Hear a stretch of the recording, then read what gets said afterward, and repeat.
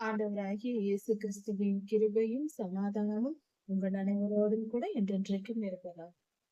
நான் உன்னை விட்டு விலகுவதும் இல்லை, உன்னை கைவிடுவதும் இல்லை என்று சொன்ன நம்முடைய தகப்பன் ஆண்டவர் நம்மோடு கூட இருக்கிறார். அவருடைய வார்த்தைகளை நாம் தியானிப்போம்.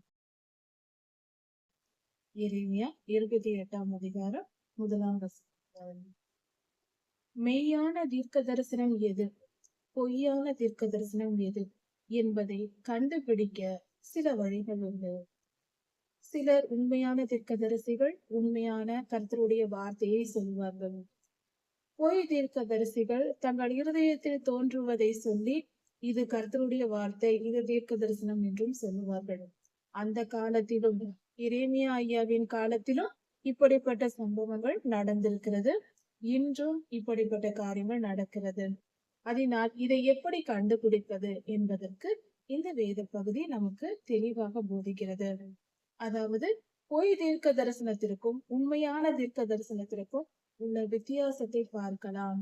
எரேமியா ஐயா கர்த்தருடைய வார்த்தையை உண்மையான சத்தியமான தீர்க்க தரிசனத்தை சொல்லுகிறார். அனனியா என்னும் ஒரு தீர்க்க தரிசி பொய்யான தீர்க்க தரிசனத்தை, தன் இருதயத்தை தோன்றியதை தானாக வேண்டுமென்றே பொய்யான தீர்க்க தரிசனம் சொல்லுகிறார்.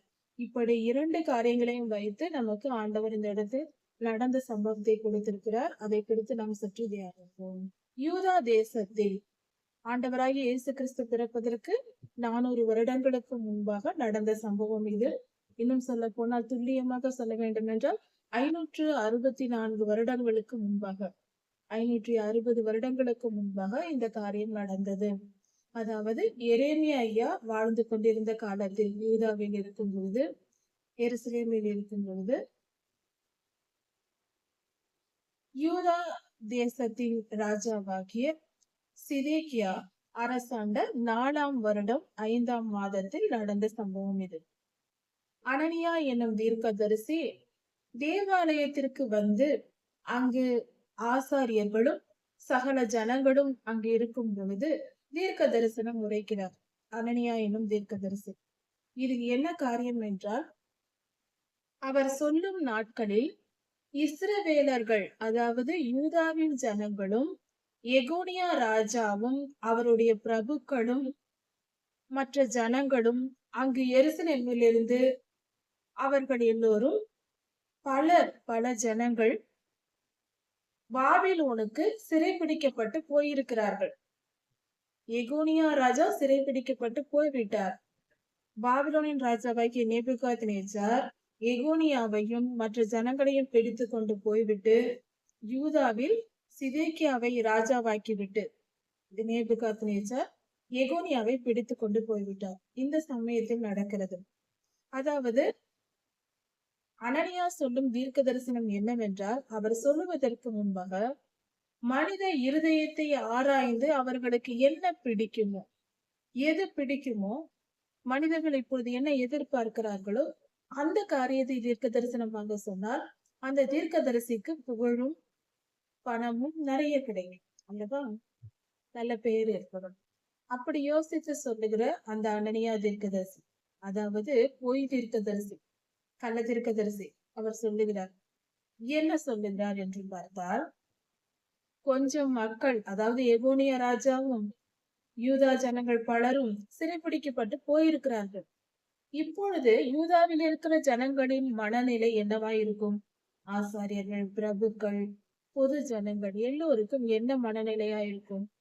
எல்லோருடைய எதிர்பார்ப்பும் பாபிலோனுக்கு அந்த ராஜா பிடித்து கொண்டு போனவர்களை விடுதலை ஆக்க வேண்டும், அந்த ஜனங்கள் போன ராஜாவும் மற்ற ஜனங்களும் திரும்பி வர வேண்டும் என்ற எதிர்பார்ப்பு எல்லோருக்கும் இருக்கும் அல்லவா? இதை யாரும் மறுக்க முடியாது. யூதா ஜனங்களுடைய எல்லாருடைய எதிர்பார்ப்பும், ஐயோ நம் ஜனங்களை சிறைப்பிடித்து கொண்டு போய் விட்டார்களே, அவர்கள் திரும்ப வர வேண்டுமே என்ற எதிர்பார்ப்பு தான் இருக்கும். இவர்கள் மனித இருதயத்தின் எதிர்பார்ப்பை புரிந்து கொண்டு அனனியா தீர்க்க தரிசனம் சொல்லுகிறார்.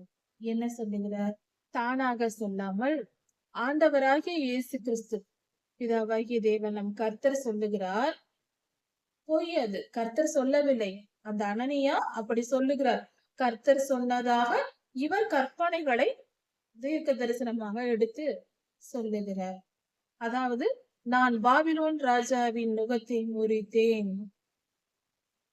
அங்கு சிறைபிடிக்கப்பட்டு போனவர்கள் எல்லாம் திரும்பி வரப்போகிறார்கள். இன்னும் 2 வருடத்தில் நான் எல்லாரையும் கூட்டி சேர்ப்பேன். அவர்களை எடுத்துக்கொண்டு போன பனிமுட்டுகளை எல்லாம் 2 வருடங்களில் நான் திருப்பி எருசலேமுக்கு வர செய்வேன். தங்கம், வெள்ளி, தேவாலயத்தின் பனிமூட்டுகள், பர்னிச்சர்ஸ் எல்லாம் இருந்ததல்லவா? அதாவது வெண்கலத்தாலும் தங்கத்தாலும் செய்யப்பட்ட தேவாலய பணியில் இருந்த பொருட்கள், பர்னிச்சர்ஸ், அதையெல்லாம் எடுத்துக்கொண்டு போய்விட்டார்கள் அல்லவா? அதெல்லாம் 2 வருடத்தில் கொண்டு வந்து சேர்ப்பேன் என்று கர்த்தர் சொன்னதாக அனனியா தீர்க்கதரிசி சொல்லுகிறார். பாபிலோனுக்கு கொண்டு போகப்பட்ட எகோனியா ராஜாவையும் அந்த ராஜாவோடு கொண்டு போகப்பட்ட யூதா ஜனங்களையும் நான் திரும்பி கொண்டு வர பண்ணுவேன். பாபிலோன் ராஜாவின் நுகத்தை முறிப்பேன், பாபிலோன் ராஜாவின் நுகத்தை முறிப்பேன் என்று அனனியா தீர்க்கதரிசி பொய்யாய் தீர்க்க தரிசனம் சொல்லுகிறார். கர்த்தர் சொன்னதாக கர்த்தர் இப்படி சொல்லுகிறார் என்று சொல்லி கர்த்தரின் பெயரால் இவர் தன்னுடைய கற்பனைகளை எல்லாம் சொல்லுகிறார். அப்பொழுது எரேமியா தீர்க்கதரிசியின் ஆசாரியர்கள் எல்லாரும் பார்த்து கொண்டிருக்கிறார்கள், ஜனங்கள் பார்த்து கொண்டிருக்கிறார்கள் தேவாலயத்தில். அப்பொழுது எரேமியா தீர்க்கதரிசி சொல்லுகிறார், அனனியா இந்த வார்த்தையை சொன்ன பின்பு, ஆமென், கர்த்தர் அப்படியே செய்வாராக, நீ சொன்னபடியே கர்த்தர் செய்வாராக, அது நல்லது, அப்படி நடக்கட்டும், கர்த்தருடைய செயல் அப்படி இருக்க வேண்டும் என்று நானும் வேண்டிக் கொள்கிறேன். தேவாலயத்தின் பனிமுட்டுகளும் இங்கிருந்து கொண்டு போகப்பட்ட ஜனங்களும் திரும்பி வர பண்ணுவாராக, கர்த்தர் எல்லாரையும் வர பண்ணுவாராக. இப்படி நீ சொன்ன அந்த தீர்க்க தரிசனங்கள் எல்லாம், இப்படி நீ தீர்க்க தரிசனமாக சொன்ன உன் வார்த்தைகளை கவனிக்க வேண்டிய வார்த்தை. எரேமியா சொல்லுகிறார், இப்படியெல்லாம் சொன்ன நீ சொன்னாய் அல்லவா, அந்த உன் வார்த்தைகளை, உன் வார்த்தைகள், கவனிக்க வேண்டிய வார்த்தைகள், உன் வார்த்தைகளை கர்த்தர் நிறைவேற்றுவாராக என்று எரேமியா சொல்லுகிறார். இதெல்லாம் உன்னுடைய வார்த்தை, கர்த்தர் சொல்லவில்லை என்று துல்லியமாக எரேமியா சொல்லுகிறார். அதுதான் தீர்க்கதரிசிக்கு அழகு. தீர்க்கதரிசி என்றாலே அவர்கள் தெளிவாய் உண்மையை கண்டுபிடிப்பார்கள். தீர்க்கதரிசிக்கு முன்பாக நின்று யாரும் பொய் சொல்ல முடியாது. ஆவியானவர் அவர்களோடு இருப்பதினாலும், ஆவிக்குரிய பல வரங்கள் அவர்களுக்கு இருப்பதினாலும், தன் முன் நின்று யாராவது பொய் சொன்னால் அது அவர்களுக்கு தெரிந்துவிடும். தீர்க்கதரிசியின் முன்பாக நின்று பொய் சொல்ல போகக்கூடாது. அப்படி சொன்னால் அது அவர்களுக்கு தெரியும், இவர்கள் சொல்வது பொய் என்று கர்த்தர் சொல்லி விடுவார். அந்த பயம் முதலில் நமக்கு தேவை எல்லோருக்கும். அதாவது அனனியா சொன்னது பொய் என்று எரேமியா உடனே சொல்லுகிறார். கர்த்தர் சொன்னார், நீ சொன்னதெல்லாம் அப்படியே நடக்க வேண்டும் என்பது எனக்கும் விருப்பம்தான். இதெல்லாம் உன் வார்த்தைகள், உன் வார்த்தைகள், இதெல்லாம் நீ சொன்னாய், அவைகளை கர்த்தர் நிறைவேற்றட்டும். இது தீர்க்க தரிசனம் அல்ல, இது உன் வார்த்தைகள் என்று மிக தெளிவாய் எரேமியா சொல்லுகிறார். நீ உன் வார்த்தைகளை சொல்லிவிட்டாய், இதோ நீங்கள் எல்லோரும் இங்கிருக்கிற சகல ஜனங்களும் கேட்கும்படியாக நான் ஒன்று சொல்லுகிறேன், அதை நீ கேள் என்று எரேமியா கர்த்தர் சொன்ன வார்த்தையை இவர் தீர்க்க தரிசனமாக சொல்லுகிறார். இந்த இடத்தில் பொய் தீர்க்கதரிசியும் பரிசுத்தமான உண்மையான தீர்க்கதரிசியான எரேமியாவும் ஒருவருக்கொருவர் எதிர்த்து நின்று தீர்க்க தரிசனம் உரைக்கிறார்கள். இது வித்தியாசமான ஒரு அனுபவம். பூர்வ காலத்திற்கு முன்பாக, நம் முன்னோர்கள் வாழ்ந்த காலத்திலேயே உனக்கு முன்பாகவும் எனக்கு முன்பாகவும், நான் பிறப்பதற்கு முன்பாகவும் நீ பிறப்பதற்கு முன்பாகவும் தீர்க்கதரிசிகள் எழுப்பி இருக்கிறார்கள். அவர்கள் தீர்க்க தரிசனம் உரைத்திருக்கிறார்கள். கொள்ளை நோய் வரும், பஞ்சம் வரும், ஆபத்து நேரிடும் என்று தீர்க்கதரிசிகள் ஏற்கனவே சொல்லி இருக்கிறார்கள். தீர்க்கதரிசிகள் என்றாலே நல்வார்த்தைகள் சொல்வார்கள் என்றே நீங்கள் நினைத்துக் கொண்டிருக்கிறீர்கள். அப்படி அல்ல. ஏற்கனவே நமக்கு முன்பாக இருந்த தீர்க்கதரிசிகளே இப்படி ஆபத்துகள் வரும் என்று சொல்லி இருக்கிறார்களே. தீர்க்கதரிசிகள் அப்படி சொல்வது, கர்த்தருடைய வார்த்தை எது வந்தாலும் அதை சொல்லுவார்கள். அப்படியே ஏற்கனவே சொல்லி இருக்கிறார்கள். நான் ஒன்றும் புதிதாய் சொல்லவில்லை. கர்த்தர் நம் முன்னோர்களுக்கு, நம் முன்னோர்கள் வாழ்ந்த காலத்தில் இருந்த அந்த காலத்து தீர்க்கதரிசிகளுக்கும் கர்த்தர் செய்ய போகிற காரியங்களை, ஆபத்தான விஷயங்களை சொல்லி இருக்கிறார். அதை தீர்க்கதரிசிகளும் சொல்லி இருக்கிறார்கள், தீர்க்க தரிசனம் உரைத்திருக்கிறார்கள். அதை போலதான் நானும் சொல்லியிருக்கிறேன். கர்த்தர் என்ன சொன்னாரோ அதை சொல்வதே என்னுடைய வேலை என்று மிக தெளிவாக எரேமியா சொல்லுது. அந்த காலத்தில் வாழ்ந்த தீர்க்கதரிசிகள் கொள்ளை நோய் வரும், பஞ்சம் வரும் என்று மிகப்பெரிய தேசங்களுக்கும் மிகப்பெரிய ராஜ்யங்களுக்கும் விரோதமாக இப்படியெல்லாம் தீர்க்க தரிசனம் உரைத்திருக்கிறார்கள். ஏற்கனவே இப்படியெல்லாம் நடந்திருக்கிறது, நான் ஒன்றும் புதிதாய் சொல்லவில்லை என்று சொல்லுகிறார். யுத்தத்தையும் பஞ்சத்தையும் கொள்ளை நோயையும் குறித்து தீர்க்க தரிசனம் உரைத்திருக்கிறார்கள். ஒரு தீர்க்கதரிசி சமாதானம் வரும் என்று சொல்லி அது அப்படியே நடந்தால் அந்த தீர்க்கதரிசி உண்மையான தீர்க்கதரிசி என்று பொருள்.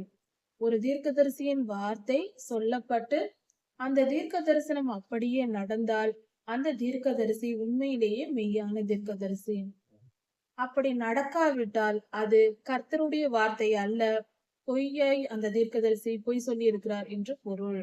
ஒரு தீர்க்கதரிசி சொன்ன நல்ல சமாதானம் உண்டாகும் என்ற தீர்க்க தரிசனம் பலித்து விட்டால் அந்த தீர்க்கதரிசி உண்மையிலேயே மெய்யான தீர்க்கதரிசி. இப்படி எரேமியா சொன்ன பின்பு அந்த அனனியா என்பவன் நல்ல மனிதன் அல்ல, தீர்க்கதரிசி, பொய் தீர்க்கதரிசி மட்டுமல்ல, பொல்லாதவனாகவும் இருந்திருப்பான் போல இருக்கிறது. ஏற்கனவே எரேமியாவிடம் கர்த்தர் சொல்லி இருந்தார், அதாவது நீ நுகத்தடிகளையும் கயிறுகளையும் பண்ணி அதை கழுத்தில் மாட்டிக்கொண்டு இப்படி போய் தீர்க்க தரிசனம் சொல்ல வேண்டும் என்று எரேமியாவுக்கு சொல்லி இருந்தார். கர்த்தரின் வார்த்தையின்படியே, அதாவது மாட்டு வண்டியில் மாட்டின் கழுத்தில் வைக்கக்கூடிய அந்த நுகத்தடி, வண்டியை இழுக்கும்படியாக நுகத்தடியை வைப்பார்கள், அது போல செய்து உன் கழுத்தில் மாட்டிக்கொண்டு 5-6 செய்து அதை உன் கழுத்தில் மாட்டிக்கொண்டு போய் தீர்க்க தரிசனம் சொல் என்று கர்த்தர் சொன்னார். எரேமியா அப்படியே செய்து அதை கழுத்தில் மாட்டிக்கொண்டுதான் இவ்வளவும் பேசிக் கொண்டிருக்கிறார். சிறிய அளவாக செய்திருப்பார்கள். இப்படி செய்திருக்கும் போது அந்த கழுத்தில், அவர் எரேமியா கழுத்தில் இருந்த அந்த நுகத்தடியை அனனியா தீர்க்கதரிசி வந்து அதை எடுத்து உடைத்து போட்டார். கர்த்தர் சொன்னதை தான் எரேமியா செய்து கொண்டிருக்கிறார். அனனியாவுக்கு தன் தீர்க்க தரிசனம் பொய் என்றும் தன் இருதயத்திலிருந்து சொல்லுகிறோம் என்று எரேமியா சொன்னவுடன் கோபம் வந்து அந்த நுகத்தடியை எடுத்து உடைத்து போட்டு விடுகிறான். இவன் ஒரு பொய் சொல்லவில்லை, பல பொய் தொடர்ந்து சொல்லிக் கொண்டே இருக்கிறான் தீர்க்க தரிசனம் என்ற பெயரில். அந்த நுகத்தடியை உடைத்து போட்டுவிட்டு கர்த்தர் சொல்லாததை இதே போல கர்த்தர் சொல்லுகிறார், நான் எப்படி இந்த நுகத்தடியை உடைத்து போட்டேனோ அது போல நேபுகாத் நேச்சாரின் ராஜ்யத்தை உடைத்து போட்டு, அவருடைய ஆளுகையை உடைத்து போட்டு சகல ஜனங்களுக்கும் விரோதமாக, அதாவது நேபுகாத் நேச்சாரை கீழே தள்ளி அவருடைய அதிகாரத்தை உடைத்து போடுவார் கர்த்தர் என்று கர்த்தர் சொல்லுகிறார். எல்லோரும் விடுதலையாகி விடுவார்கள், நேபுகாத் நேச்சாரின் ஆளுகை நின்று போகும், இதே போல கர்த்தர் உடைத்து போட போகிறார் பார் என்று இன்னொரு பொய் மேல் பொய் சொல்லிக் கொண்டே இருக்கிறான் அனனியா என்று சொல்லுகிறான். இப்படி இவனுடைய அக்கிரமம், இவன் பேசிக்கொண்டே போகிறான். இதை பார்த்த எரேமியா ஒரு முறை பதில் சொன்னார்.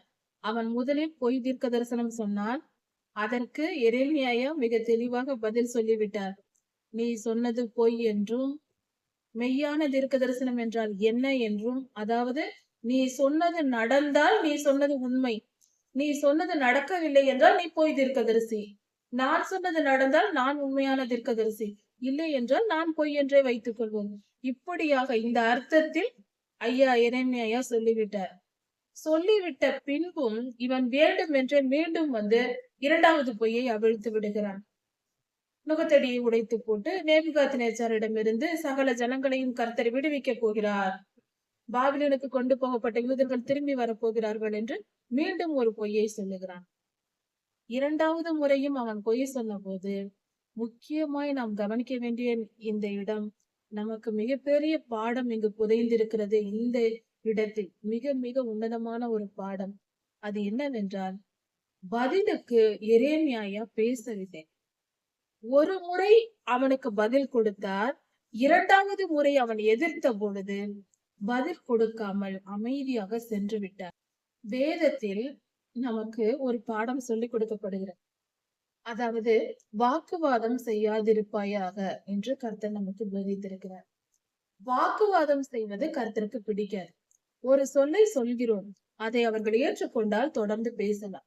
அவர்கள் ஏற்றுக்கொள்ளவில்லை, மறுத்து மறுத்து சொல்லுகிறார்கள் என்றால் ஒரு முறை மறுத்தாலும் அதோடு விட்டுவிட வேண்டும். இரண்டாவது முறை நாம் பேசினால் அது வாக்குவாதம் ஆகும். யாராவது ஒரு கேள்வி கேட்டாலோ அல்லது நாம எதையாவது சொல்லும் பொழுதோ அதை ஏற்றுக்கொண்டால் அடுத்த வார்த்தை பேசலாம். அவர்கள் எதிர்ப்பை தெரிவித்தால் அமைதியாக நாம் போய்விட வேண்டும். எரேமியா ஐயா இங்க அப்படித்தான் செய்கிறார். அனனியா தவறாய் பேசினான், தவறாய் தீர்க்க தரிசனம் சொன்னான். அது தவறு என்று எரேமியா ஐயா சொன்னார், எதிர்த்து சொன்னார்.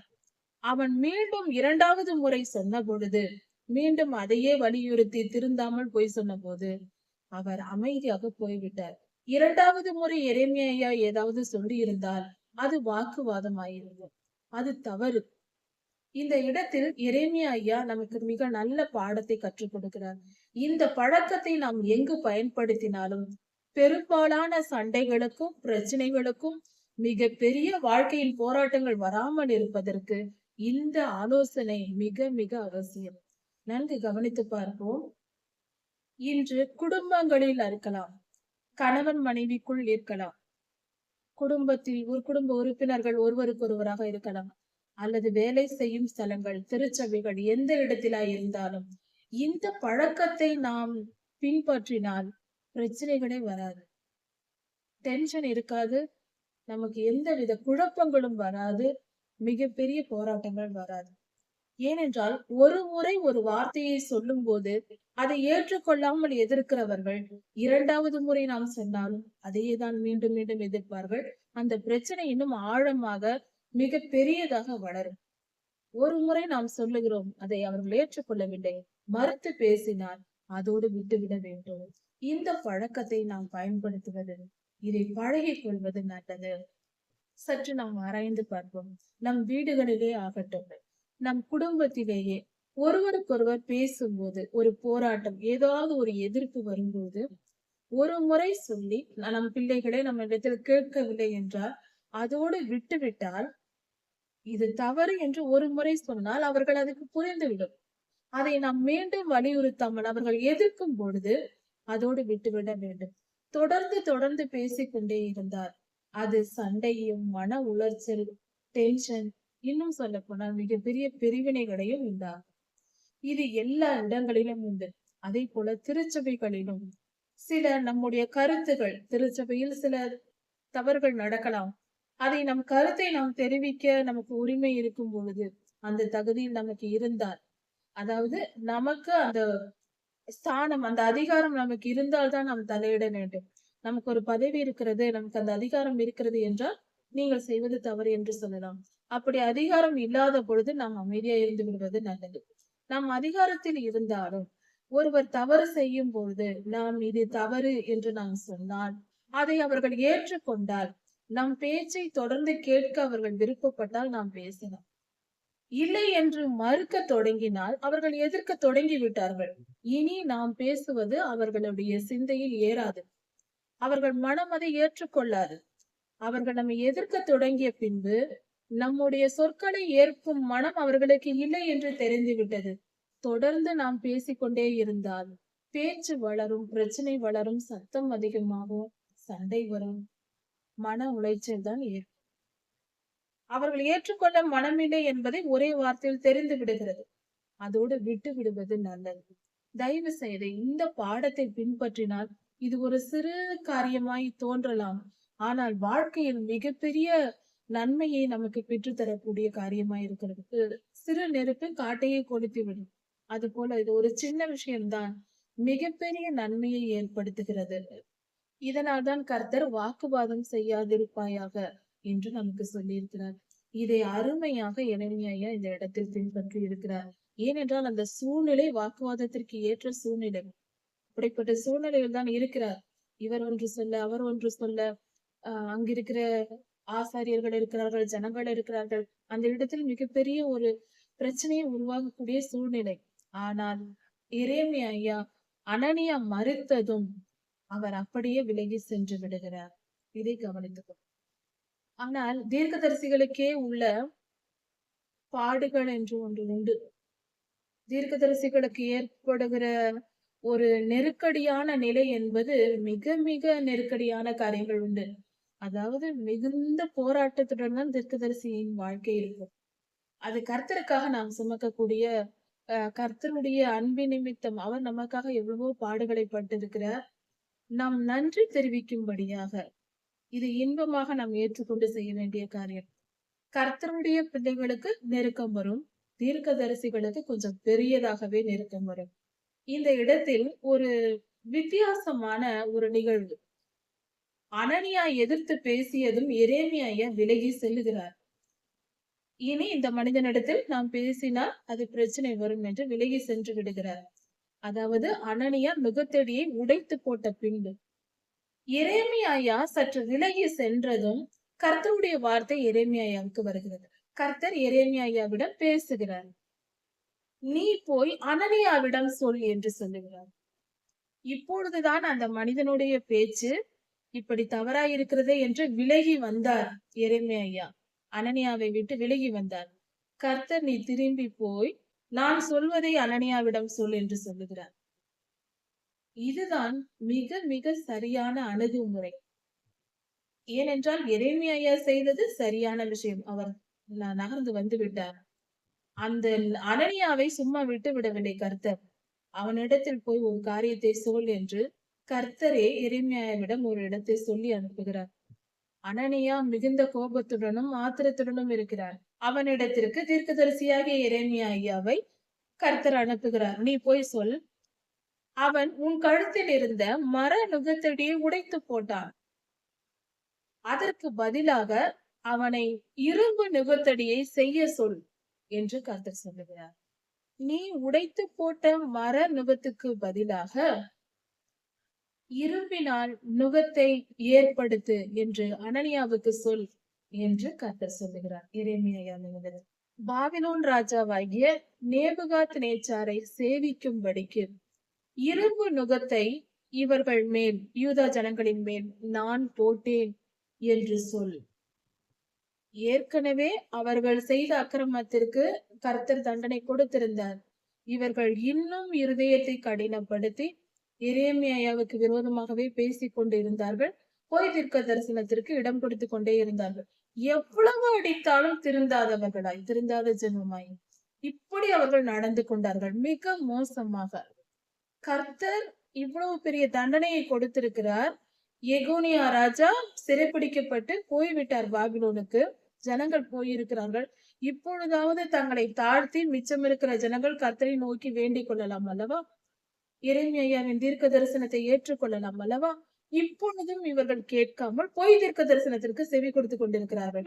மனம் எப்பொழுதும் குளிர்ந்த நிலையில் இருக்க வேண்டும். இனிப்பையே சாப்பிட்டுக் கொண்டிருக்க வேண்டும் என்ற விருப்பம். சுகபோக வாழ்க்கையில் பழகியவர்களின் நிலை இப்படித்தான் இருக்கும்.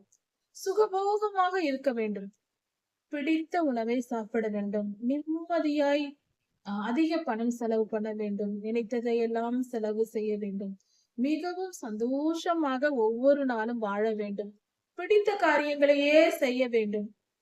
இப்படி வாழ்கிற மனித வாழ்க்கை மிக மிக கேவலமான மோசமான வாழ்க்கை. அதை முதலில் தெரிந்து கொள்வோம். இது ஆபத்தான வாழ்க்கை. சுகபோகத்தை அனுபவிப்பது என்பது ஆபத்தான காரியம். அதை உணர்ந்து கொள்ள வேண்டும். அறிவில்லாதவர்களே அப்படிப்பட்ட காரியத்தை ஈடுபடுவார்கள். சுகபோகமாய் வாழாதே. அது உன்னுடைய வாழ்க்கையின் முடிவு அதை எங்கேயோ கொண்டு போய் சேர்க்கும். நித்திய ஜீவனை நினைத்து கூட பார்க்க முடியாது அப்படி வாழ்ந்தால். அது ஒரு மாய்மாலம், சாத்தானின் தந்திரம். சுகபோக வாழ்க்கையை காட்டி, குறிப்பாக ஓரளவு வசதியான குடும்பத்தில் இருக்கிற பெண்களுக்கு மிக ஆபத்தான ஒரு சூழ்நிலை இது. ஏனென்றால் வசதியே இருக்கும் பொழுது பெண்கள் வேலைக்கு செல்வதில்லை, வீட்டில் இருப்பார்கள்.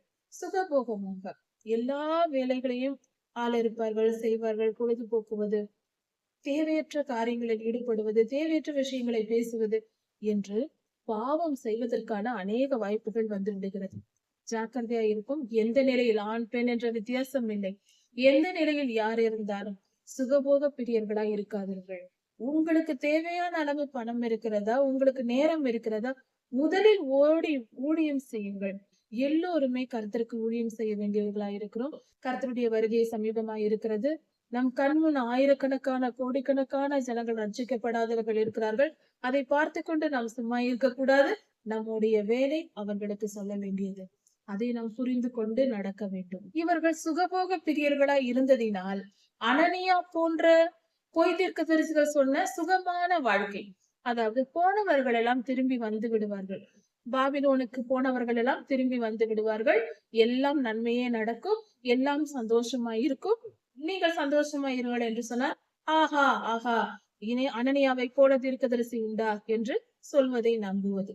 எரேமியாவின் இடத்தில் கர்த்தர் சொல்லுகிறார், போனவர்கள் திரும்பி வர மாட்டார்கள், 70 வருடங்கள் அங்கேயே இருப்பார்கள் என்று ஐயாவிடம் கர்த்தர் சொல்லி உண்மையான தீர்க்க தரிசனத்தை சொல்லுகிறார். இவர்கள் கற்பனை எதை ஏற்றுக்கொள்கிறது? இவர்கள் மனம் ஏற்றுக்கொள்வது சுகபோகமான காரியங்களை. அதற்கே பழகி விட்டார்கள். கர்த்தர் உண்மையா என்ன சொல்லுகிறார்? பாபிலோன் ராஜாவின் நுகத்தை நான் இருப்பு நுகமாய் மாற்றினேன். இன்னும் அதிகமாய் யூதர்கள் கொடுமைப்படுத்தப்படுவார்கள். இன்னும் தீமை அதிகமாய் யூதாவுக்கு வரப்போகிறது, எருசலேமுக்கு வரப்போகிறது என்று கர்த்தர் சொல்லுகிறார். சாதாரண மரநுகம் இப்பொழுது இருப்பு நுகமாய் ஆகிவிட்டது. இன்னும் பாரம் அதிகம். ஏனென்றால் இவர்களுடைய அக்கிரமம் இன்னும் அதிகமாய் இருப்பதினால், தங்களை அவர்கள் தாழ்த்தாததினால், யூதர்கள் தங்களை தாழ்த்தி கொள்ளாததினால் இப்படி நடந்தது. கர்த்தர் இன்னும் சொல்லுகிறார், வெளியின் மிருகங்களையும் நான் ராஜாவுக்கு, பாபிலோன் ராஜாவுக்கு கொடுப்பேன், நேபுகாத்நேச்சாருக்கு என்று சொல்லுகிறார். வெளியில் மிருகங்கள் என்றால் ஆடு, மாடு, கால்நடைகள், அவைகளையும் நான் அவர்களை எதிரியின் இடத்தில் கொடுத்து விடுவேன், பாபிலோனுக்கு கொடுத்து விடுவேன் என்று சொல்லுகிறார். இப்படியாக நான் சொன்னேன் என்று நீ போய் சொல் என்று எரேமியா தீர்க்கதரிசியின் இடத்தில் சொல்லுகிறார். இதையெல்லாம் எரேமியா தீர்க்கதரிசி அங்கு வந்து ராஜாவின் இடத்தில் சொல்லுகிறார். அங்கு வந்து சிதேக்கியா ராஜாவின் இடத்தில் சொல்லுகிறார். அதற்கு முன்பாக இந்த அனனியாவிடம் வந்து சில வார்த்தைகள், கர்த்தர் சொல்லி அனுப்பின இன்னும் சில வார்த்தைகளை சொல்லுகிறார். அனனியாவே நீ கேள், அனனியாவே கர்த்தர் உன்னை அனுப்பவில்லை, கர்த்தர் உன்னை அனுப்பவில்லை, நீயாக வந்து பொய்யாய் தீர்க்க தரிசனம் சொல்லி இந்த ஜனங்களை நம்ப வைத்தாய். நீ தவறு செய்திருக்கிறாய். நீ செய்தது தவறு என்பதற்கு அடையாளமாக நீ பொய் தீர்க்க தரிசனம் சொல்லி இந்த ஜனங்களை நம்ப வைத்திருக்கிறாய். அதனால் கர்த்தர் பூமியிலிருந்து உன்னை அகற்றும்படியாக இந்த வருடத்தில் இந்த பூமியின் மேல் நீ இராதபடிக்கு உன்னை அகற்றி விடுவேன் என்று சொல்லுகிறார். இந்த வருடத்தில் நீ சாவாய் என்று கர்த்தர் சொல்லுகிறார். கர்த்தருக்கு விரோதமாக கலகம் உண்டாகும்படியாக நீ செய்தாயே, கர்த்தருக்கு விரோதமான செயலை செய்தாய், அதனால் நீ இந்த வருடத்தில் இறந்து போவாய் என்று எரேமியா தீர்க்க தரிசனம் உரைத்தார். கர்த்தர் சொன்ன வார்த்தையை அப்படியே சொன்னார். அதே போல எரேமியா சொன்னது போலவே அதே வருடத்தில் 7ஆம் மாதத்தில் அனனியா எனும் அந்த தீர்க்கதரிசி இறந்து போனார். இது உண்மையாக அப்படியே நடந்தது. கர்த்தர் பெரியவர், கர்த்தர் நல்லவர், அவர் நாமத்தை தவறாய் பயன்படுத்த கூடாது. 10 கட்டளைகளில் ஒன்று, என்னுடைய நாமத்தை வீணிலே வழங்காதிருப்பாயாக என்று சொல்லியிருக்கிறார். கர்த்தர் நாமத்தை வீணில் வழங்கக்கூடாது. இந்த அனனியா செய்த பாவம் இதுதான். கர்த்தரின் பெயரை சொல்லிக் கொண்டு தன் இருதயத்தில் உள்ளதை எல்லாம் தீர்க்க தரிசனமாக சொல்லிக் கொண்டிருந்தான். அது தீர்க்க தரிசனமே அல்ல, அவன் வார்த்தைகள். இப்படி செய்ததினால் கர்த்தர் கோபம் கண்டு அந்த மனிதனை அகற்றி விட்டார், இறந்து போகும்படியாய் கொன்று போட்டார். கர்த்தர் பெரியவர், கர்த்தருக்கு பயந்து உண்மையாய் நடக்க வேண்டும்.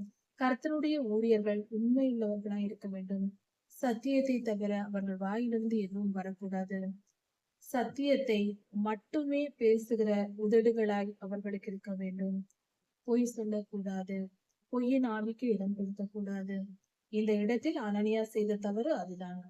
அதனால் கர்த்தருக்கு பயந்து நடப்போம். கர்த்தருடைய ஊழியர்கள் எப்பொழுதும் உண்மையை பேசி நன்மையோ தீமையோ இன்பமோ துன்பமோ எது வந்தாலும் ஏற்றுக்கொள்வோம். இங்கு எரேமியாவுக்கு வராத துன்பம் அல்ல, அத்தனையும் கர்த்தருடைய உண்மையாய் தீர்க்கதரிசியாய் இருந்ததினால் அத்தனை பாடுபட்டார். உயிருக்கு எத்தனை முறை ஆபத்து வந்தது, எல்லாவற்றிலிருந்தும் கர்த்தர் காத்தார். அது போல காப்பாற்றாமே. உண்மையாயிருப்போம், கர்த்தருக்கு பயந்தவர்களாய் இருப்போம். ஆண்டவராகிய இயேசு கிறிஸ்து சீக்கிரமாய் வரப்போகிறார். நம் பாடுகளை எல்லாம் தீர்க்க நம்மை காப்பாற்ற நம்ம வீட்டுக்குள்ள அவருடைய வருகைக்கு ஆயத்தமாகவும். எரேமியா 29ஆம் அதிகாரம். கர்த்தரின் நீதி நியாயங்கள் மிக துல்லியமானது. அதை பற்றி இந்த வேத பகுதியில் நாம் கற்றுக்கொள்ளலாம். ஒரு கணக்கீடு இருக்கிறது, மிக துல்லியமான ஒரு கணக்கீடு. நம் ஆண்டவர் எல்லா காரியத்திலும் துல்லியமான கணக்குகளாக கணக்கிட்டுதான் செய்கிறார். அதில் மிகப்பெரிய ஆச்சரியங்களும் அற்புதங்களும் உள்ளடக்கி இருக்கிறது. சரி, அது எப்படி என்று பார்ப்போம். இந்த செய்தியில் நாம் அந்த கணக்கீடுகளை கவனிக்கலாம். முக்கியமாக 1000 வருட அரசாட்சி என்று சொல்லுகிறோம். இந்த ஆட்சி முறை 1000 வருடம் நடப்பதற்கு காரணம் என்ன? ஏன் 500 வருடம் இருக்கக்கூடாது, 600 வருடங்கள் இருக்கக்கூடாது, அல்லது 2000 வருடம், 1500 வருடங்கள் இல்லாமல் ஏன் குறிப்பிட்ட 1000 வருடம் என்று சொல்லப்பட்டிருக்கிறது? அதாவது பொதுவான இதன் கருத்து 7000 என்பது முழுமையானது. 6000 ஆண்டுகளுக்கு பின்பு வருகிற 7வது நாளுக்கு ஒப்பாக, ஓய்வு நாளுக்கு ஒப்பாக என்று நாம் நினைத்துக் கொண்டிருக்கிறோம். அது சரிதான். ஆனால் இன்னும் துல்லியமான சில விவரங்கள் இருக்கிறது. அதை குறித்து இந்த செய்தியில் பார்க்கலாம். 1000 வருடங்களுக்கும் இங்கு பாபிலோனில் எரேமியா ஐயா காலத்தில் யூதர்கள் சிறை பிடிக்கப்பட்டு பாபிலோனுக்கு போனதற்கும் சம்பந்தம் இருக்கிறது. இதை வைத்து நாம் கணக்கிடலாம். அதை பற்றின தெளிவான விளக்கங்களை இந்த செய்தியில் பார்க்கலாம். அதாவது 1000 வருட அரசாட்சி என்று ஏன் சொல்லுகிறோம், ஏன் இது இத்தனை வருடங்கள் நடக்கிறது என்பதை. எரேமியா ஐயாவின் காலத்தில் யூதா ஜனங்களின் ராஜாவாகிய எகோனியாவும் ராஜஸ்திரியும் பிரதானிகளும் பிரபுக்களும் ஆசாரியர்களும், எருசலேமில் உள்ள பிரபுக்களும் ஆசாரியர்களும் தச்சரும், மர வேலை செய்கிறவர்கள் தச்சர்கள் என்று சொல்லப்படுகிறார்கள். மரத்தினால் கார்பெண்டர் என்று சொல்கிறோம். அந்த மரத்தினால் செய்யக்கூடிய வேலைகளை செய்கிறவர்கள் தச்சர். கொள்ளர் என்று சொல்லும் போது இரும்பு பொருள்களை நெருப்பில் வைத்து தயாரிக்கிறவர்கள். அந்த காலத்தில் இரும்பை நெருப்பில் வைத்து அதை அடித்து அரிவாள், கத்தி போன்ற பொருள்களை உருவாக்குவார்கள் அல்லவா, அவர்களை கொள்ளர் என்று சொல்வார்கள். இப்படி செய்கிற இந்த ஜனங்கள் தொழிலாளிகள், மர வேலை செய்கிறவர்கள், இரும்பு வேலை செய்கிறவர்கள், இவர்களையும் நேபுகாத்நேச்சார் பிடித்து கொண்டு போய்விட்டார் பாபிலோனுக்கு.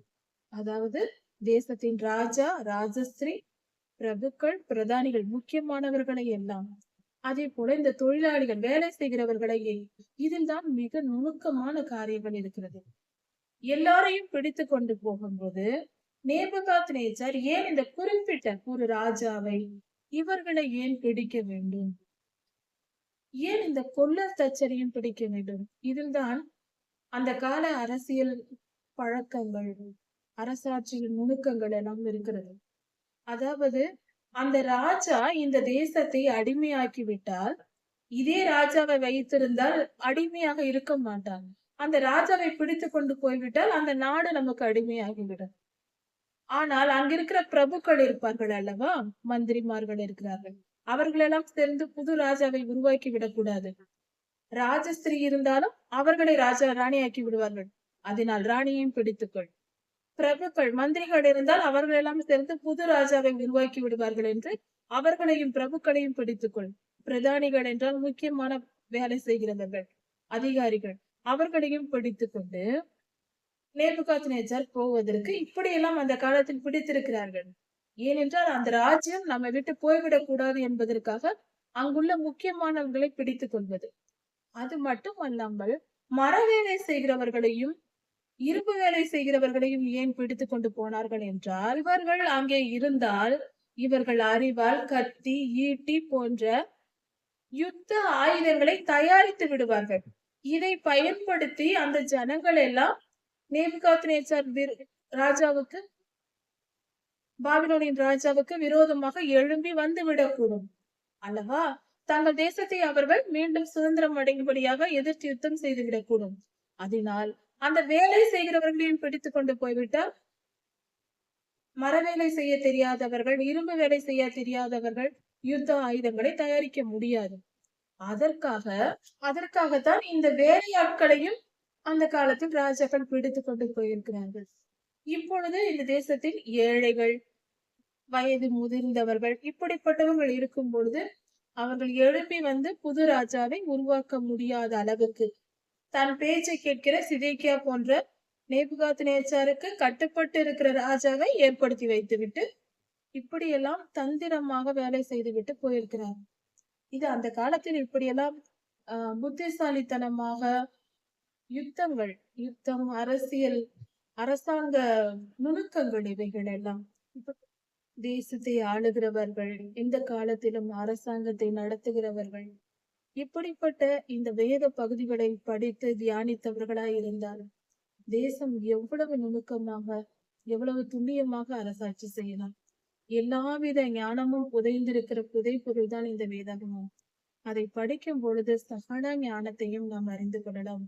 குடும்பத்தை நடத்துவதாக இருந்தாலும் சரி, பிள்ளைகளை வளர்ப்பதா இருந்தாலும் சரி, ஒரு தேசத்தை ஆளுகை செய்வதா இருந்தாலும் சரி, எல்லாவற்றிற்கும் வேதம் நமக்கு கற்றுத் தருகிறது, ஞானத்தை போதிக்கிறது. இப்படி பாபிலோனின் ராஜா இவர்களை எல்லாம் பிடித்து கொண்டு போன பின்பு எரேமியா தீர்க்கதரிசி, கர்த்தருடைய வார்த்தை வந்தது அல்லவா, எரேமியாவுக்கு கர்த்தர் சொன்னார் அல்லவா, அந்த செய்தியை எகோனியா ராஜாவினிடத்தில் எரேமியா சொல்லுகிறார். கர்த்தரின் வார்த்தையை எரேமியா கர்த்தரின் வார்த்தையை கேட்டு சிதேக்கியா ராஜாவினிடத்தில் சொல்ல, சிதேக்கியா ராஜா அதை நிருபமாக எழுதி பாபிலோனுக்கு ஆள் மூலமாக கொடுத்து அனுப்புகிறார். எலியாசார், கெமரியா என்னும் 2 பேர் கையில் இந்த நிருபத்தை சிதேக்கியா ராஜா கொடுத்து பாபிலோனில் இருக்கிற யூதர்களுக்கும், அதாவது யூத ஜனங்கள், ஆசாரியர்கள், தீர்க்கதரிசிகள் எல்லோரும் அங்கிருக்கிறார்கள் அல்லவா, எகோனியா ராஜா எல்லாரும் இருக்கிறார்கள் அல்லவா, அவர்களுக்கு செய்தி கொடுத்து அனுப்புகிறார். கர்த்தருடைய தீர்க்கதரிசன வார்த்தை எரேமியாவுக்கு வந்து அவர் மூலமாக சிதேக்கியா ராஜாவுக்கு வந்து சிதேக்கியா ராஜா இந்த 2 கையிலும் கொடுத்து, 2 பேர்கள் கையில் கொடுத்து, அதன் மூலமாக பாபிலோனில் சிறைப்பட்டு போன யூதர்களுக்கு இந்த செய்தி போய் சேருகிறது. அந்த நிருபத்தில் என்ன எழுதியிருக்கிறது என்பதை குறித்து பார்க்கலாம். கர்த்தரின் உண்மையான வார்த்தைகள். எருசலேமில் இருந்து பாபிலோனுக்கு சிறைப்பட்டு போன யூதர்கள் அனைவருக்கும் இஸ்ரவேலின் தேவனாகிய சேனைகளின் கர்த்தர் சொல்லுகிற வார்த்தைகள் என்று சொல்லப்பட்டிருக்கிறது. இஸ்ரவேலின் தேவனாகிய கர்த்தர் அவர்களுக்கு சொல்லுகிற வார்த்தைகள் என்னவென்றால், நீங்கள் வீடுகளை கட்டி, அங்கு பாபிலோனுக்கு போயிருக்கிறீர்கள் அல்லவா, அங்கேயே வீடுகளை கட்டி குடியிருங்கள்.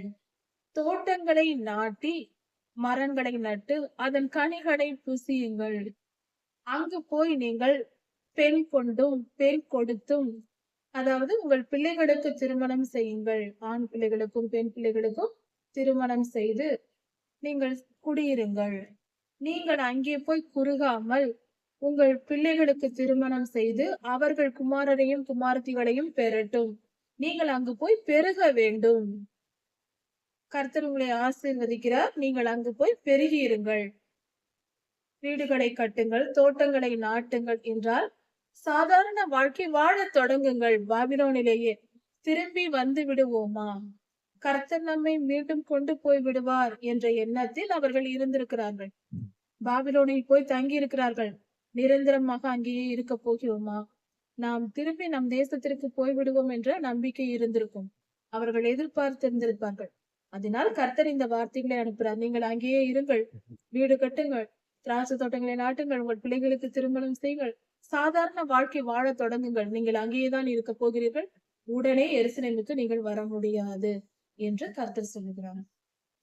நான் உங்களை சிறைப்பட்டு போக பண்ணின அந்த தேசத்தின் சமாதானத்தை தேடுங்கள்.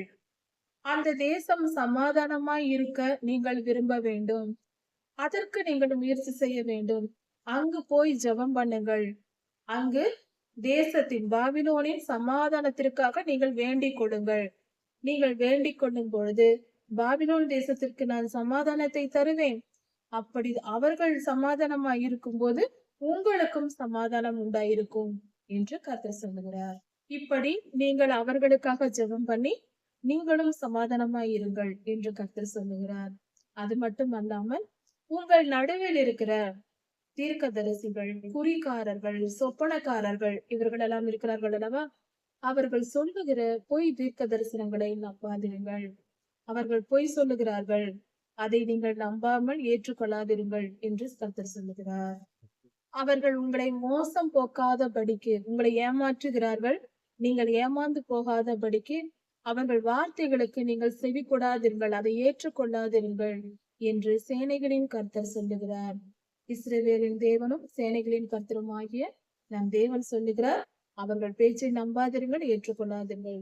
அதாவது சொப்பனக்காரர்கள், குறிக்காரர்கள், பொய் தீர்க்கதரிசிகள் சொல்லுகிற வார்த்தைகளை கேட்காதிருங்கள். உங்கள் மத்தியில் இருந்து அவர்கள் உங்களை ஏமாற்றிக் கொண்டிருக்கிறார்கள். அவர்கள் என்ன சொல்லிக் கொண்டிருக்கிறார்கள் என்றால், நீங்கள் இப்பொழுது இன்னும் கொஞ்ச நாளில் நீங்கள் எருசலேமுக்கு போய்விடுவீர்கள் என்று சொல்லிக் கொண்டிருந்திருக்கிறார்கள். அதைத்தான் கர்த்தர் சொல்லுகிறார் எரேமியா மூலமாக. உண்மையான தீர்க்க தரிசனம், அதாவது நீங்கள் அங்கு உடனே போக போவதில்லை, இங்கேயே வீடு கட்டி திருமணம் செய்து பிள்ளைகளுக்கு திருமணம் செய்து நீங்கள் சந்தோஷமாய் வாழ்ந்து இங்கேயே இருங்கள். இப்பொழுதைக்கு நீங்கள் அங்கு போக முடியாது, உங்கள் சுய தேசத்திற்கு போக முடியாது என்று கர்த்தர் இட்ட கட்டளையை அவர் வெளிப்படுத்துகிறார். அவர்கள் என் நாமத்தை சொல்லி பொய்யாய் தீர்க்க தரிசனம் சொல்லி உங்களை ஏமாற்றுகிறார்கள். நான் அவர்களை அனுப்பவில்லை, உங்களிடத்திற்கு நான் அவர்களை அனுப்பவில்லை. அவர்கள் சொல்வது போய் நம்பாதிருங்கள், ஏற்றுக்கொள்ளாதிருங்கள் என்று கர்த்தர் சொல்லிவிட்டார். இந்த வார்த்தைகளை எல்லாம் எரேமியாவினிடத்தில் கர்த்தர் சொல்லுகிறார். அவர் சிதேக்கியா ராஜாவினிடத்தில் சொல்லி ராஜா மூலமாக நிருபமாக கடிதமாக எழுதப்பட்டு 2 பேர் மூலமாக கொடுக்கப்பட்டு பாபிலோனுக்கு அனுப்பப்படுகிறது. இந்த வார்த்தைகள் போய் அவர்களிடத்தில், யூதர்களிடத்தில் பாபிலோனில் சேருகிறது. பாபிலோனில் 70 வருடம் நிறைவேறின பின்பு நீங்கள் அங்கே 70 வருடம் இருக்க வேண்டும். பாபிலோனில் நிறைவேற வேண்டும். அந்த 70 வருடங்கள் நீங்கள் அங்கு இருந்து நிறைவேற வேண்டும். அது முடிந்த பின்பு நான் உங்களை சந்திப்பேன். கர்த்தர் சொல்லுகிறார், நான் உங்களை சந்தித்து உங்களை இந்த இடத்திற்கு திரும்பி வர பண்ணும்படி, எருசலேமுக்கு திரும்பி வர பண்ணும்படிக்கு என் நல் வார்த்தையை நிறைவேற பண்ணுவேன் என்று கர்த்தர் சொல்லுகிறார். நான் உங்களை மீண்டும் அழைத்துக் கொள்வேன் என்று சொன்ன அந்த நல் வார்த்தைகளை நிறைவேற்றுவேன் என்று கர்த்தர் சொல்லுகிறார். 70 வருடம் நீங்கள் அங்கு இருக்க வேண்டும். அதன் பின்பு நான் உங்களை சந்தித்து மீண்டுமாக எருசலேமுக்கு அழைத்துக் கொள்வேன் என்று கர்த்தர் சொல்லிவிட்டார். நீங்கள் எதிர்பார்த்திருக்கிற நினைவுகளை, உங்கள் மனதில் நீங்கள் எதிர்பார்த்து கொண்டிருக்கிற நினைவுகள் எனக்கு தெரியும். அவைகளை நான் செய்வதற்காக நினைத்திருக்கிறேன். நான் நல் வார்த்தையை உங்களுக்கு தந்திருக்கிறேன். அந்த நன்மைகளை, அது தீமையல்ல, நன்மையை உங்களுக்கு நான் செய்ய போகிறேன் என்று கர்த்தர் சொல்கிறார். அதாவது நீங்கள் எதிர்பார்க்கிற நன்மையை கூடிய சீக்கிரத்தில் நான் உங்களுக்கு செய்வேன் என்று கர்த்தர் சொல்லுகிறார். 70 வருடங்கள் முடிந்த பின்பு அவைகள் தீமைக்கல்ல, சமாதானத்திற்கு ஏதுவாக நான் நன்மையை செய்வேன் என்று கர்த்தர் சொல்லுகிறார். அப்பொழுது நீங்கள் கூடி வந்து, நீங்கள் எல்லாரும் சேர்ந்து வந்து என்னை தொழுது கொள்ளுவீர்கள், என்னை நோக்கி கூப்பிடுவீர்கள், அப்பொழுது நான் உங்களுக்கு செவி கொடுப்பேன் என்று சொல். ஒரு காரியத்தை நாம் கவனிப்போம். இந்த 70 வருடங்களை கர்த்தர் ஏன் சொல்லுகிறார்? 70 வருடங்களில் பல காரியங்கள் இந்த வேத வசனத்தில் இருக்கிறது. கொஞ்சம் ஆழமாய் தியானிப்போம். கர்த்தர் இந்த இடத்தில் சொல்லும் பொழுது, நல்வார்த்தையை நான் தருகிறேன், நான் நன்மையை செய்வேன், சமாதானத்தை தருவேன், 70 வருடம் முடிந்த பின்பு என்று சொல்லுகிறார். பின்பு 70 வருடம் நிறைவேறிய பின்பு நான் உங்களை சந்திப்பேன் என்று சொல்லுகிறார். கர்த்தர் 70 வருடம் கழித்து சந்திப்பார் என்றால் 70 வருடம் அவர்களை விட்டு பிரிகிறார் என்று பொருளாகிறது அல்லவா? ஒரு பிரிவு, கர்த்தருக்கும் இஸ்ரவேலருக்கும், யூதர்களுக்கும் ஒரு பிரிவு அந்த காலத்தில் ஏற்படுகிறது. இது ஏன் நடக்கிறது என்பதை குறித்து நாம் சற்று தியானிப்போம். இதுதான் கணக்கீடு. என்ன இது கணக்கு என்றால், இஸ்ரவேலர்கள் பாபிலோனுக்கு சிறைப்பட்டு போகும் காலம், அந்த காலத்திலிருந்து அதற்கு முன்பாக 400 வருடங்கள் ஓய்வு நாட்களை இவர்கள் அனுசரிக்கவில்லை. இந்த ஓய்வு நாட்களை அனுசரிக்காததினால், ஓய்வு நாளை இவர்கள் அனுசரிக்காததினால் அந்த நாட்களுக்கு தக்கதாக 70 வருடங்கள் இவர்கள் பாபிலோனில் அந்நிய தேசத்தில் அவர்கள் இருக்க வேண்டியதாயிற்று. யூதா தேசம் ஓய்வில் இருந்தது. யூதாவின் நிலங்கள் ஓய்வாய் இருந்தது. சரி, இதை குறித்து தெளிவாய் சற்று கவனிப்போம். அதாவது கர்த்தர் ஒரு வருடத்தில் சுமார் 70 நாட்களை ஓய்வாக கொடுத்திருக்கிறார். இதுதான் கணக்கீடு. அதாவது 7 பண்டிகைகளை இஸ்ரவேலருக்கு கர்த்தர் கொடுத்தார்.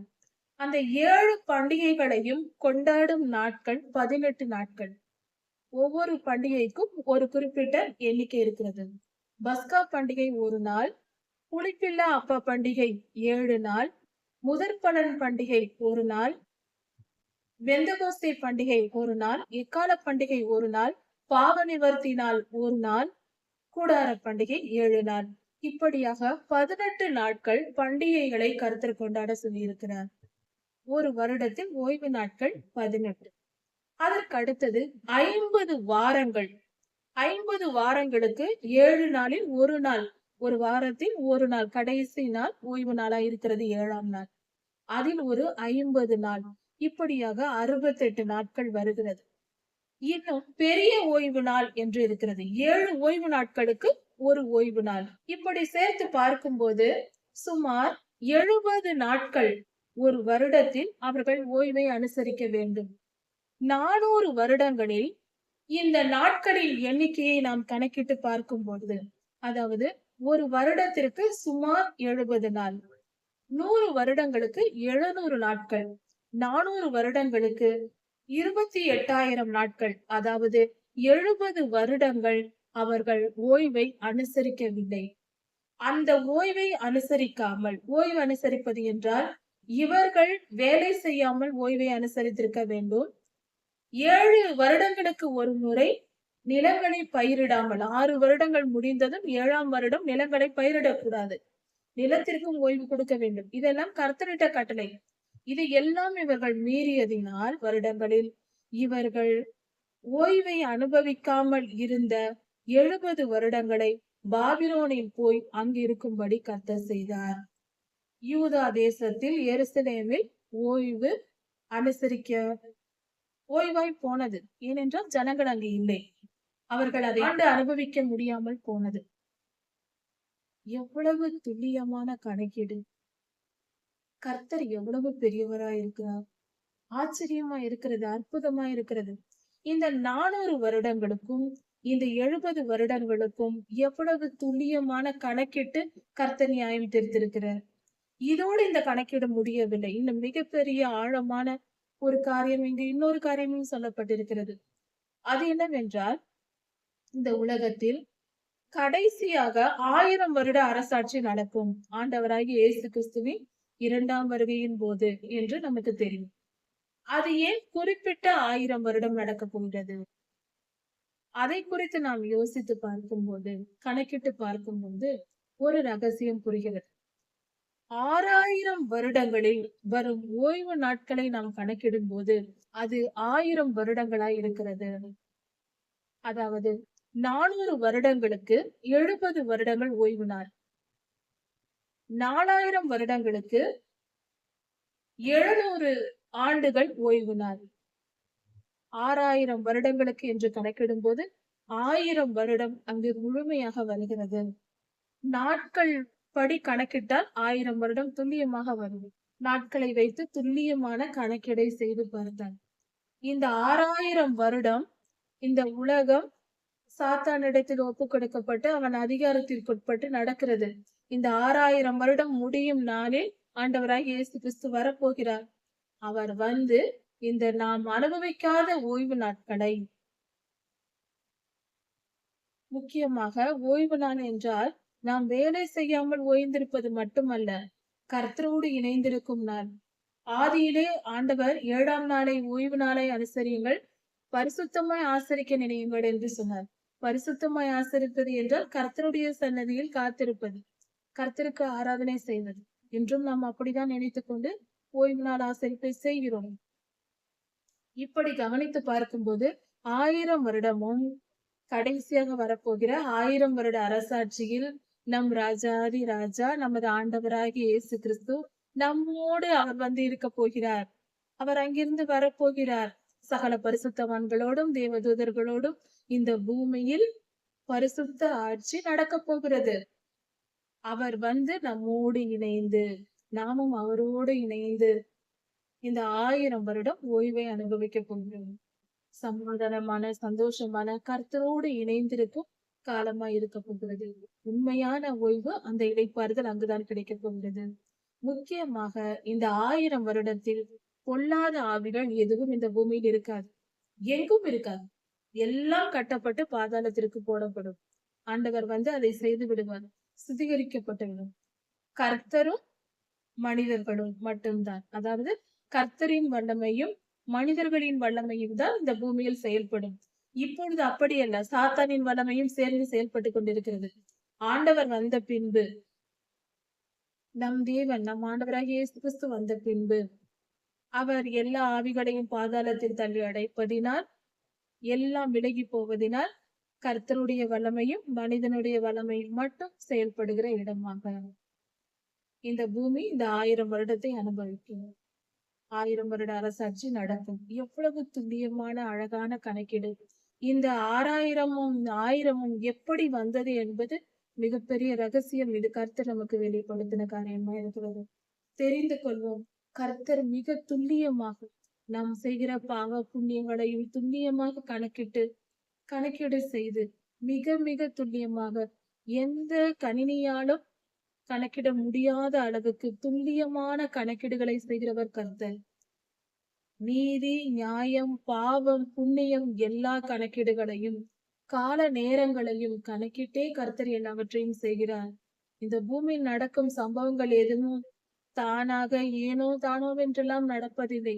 மிக மிக மிக மிக துல்லியமாக, பேரழிவாய் இருந்தாலும், நன்மையாய் இருந்தாலும், கொள்ளை நோயாய் இருந்தாலும், யுத்தங்களாய் இருந்தாலும், செழிப்பாய் இருந்தாலும், உயர்வாய் இருந்தாலும், தாழ்வாய் இருந்தாலும் கர்த்தர் கணக்கிட்டே அதன்படி செய்கிறார். இந்த பூமியை அவர் ஆளுகை செய்து கொண்டிருக்கிறார். உணர்வடைவோம், கர்த்தருக்கு பயந்து நடப்போம். அவர் நம்மை காக்கிறவர். அவர் நம்மை விட்டு விலகுவதும் இல்லை, நம்மை கைவிடுவதும் இல்லை. புரிந்து கொள்வோம். அவர் வல்லமை பெரியது, அவருடைய அன்பு பெரியது. அவருடைய வல்லமைக்கு பயப்படுவோம், அவர் அன்பை வாஞ்சிப்போம். கர்த்தர் மிகவும் நல்லவர். அவர் நம்மை காத்துக் கொள்வார். ஆண்டவராய் இயேசு கிறிஸ்து சீக்கிரம் வரப்போகிறார். 5955 வருடங்களுக்கு மேலாய் முடிந்து விட்டது. இன்னும் கொஞ்ச காலம்தான். நம்முடைய காலத்தில் நாம் கர்த்தரை பார்க்க போகிறோம். அல்லது எடுத்துக்கொள்ளப்படுதலில் போய்விட்டோம் என்றால் ஆண்டவரோடு வரப்போகிறோம். அவரோடு வருவோம், இல்லை என்றால் அவரை பார்ப்போம் பூமியிலிருந்து. இப்படிப்பட்ட காரியம்தான் நடக்க போகிறது. எடுத்துக்கொள்ளப்படுதலில் போவதற்காக நாம் ஜெபிப்போம், ஆயத்தப்படுவோம். அதுவே சிறந்தது. அதற்கு முன்பாக வரப்போகிற உபத்திரவ காலத்துக்கு ஆயத்தப்படுவோம். கர்த்தர் உங்களை ஆசீர்வதிப்பாராக. ஆமென்.